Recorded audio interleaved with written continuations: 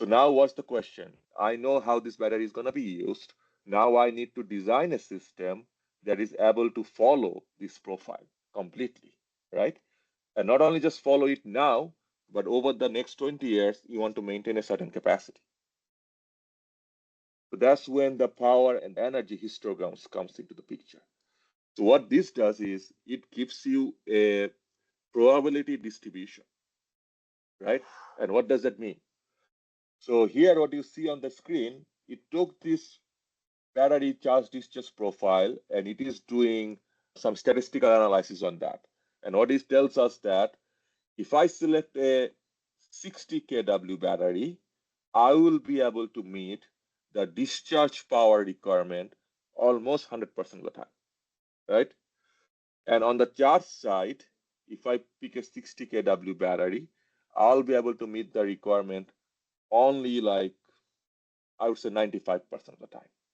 But the more important thing for you to notice here is that see how initially this orange curve here is linear. That means with large capacity, as you add more power capacity, it is growing up, but then it starts to saturate. So that means at some point it starts to get to diminishing return, right? So in this way, you can select an optimal point for your battery based in terms of power. Yeah, I probably need 60 or 80 kilowatt battery to basically maximize to be able to cover most of my signals. That's in terms of power. But when you are designing energy storage system, just power is not enough. We have to do the energy as well. So that's where the energy histograms comes in, the second tab. And this tells us like, yeah, if I do a 400 kWh battery, I'll be able to meet my requirement almost 100% of the time.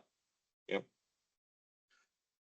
So you take those information and then you come here. So you basically set that information in here. So in this case, we're setting 90 kW and our target is around 400 kWh or 415 kWh as we see from here.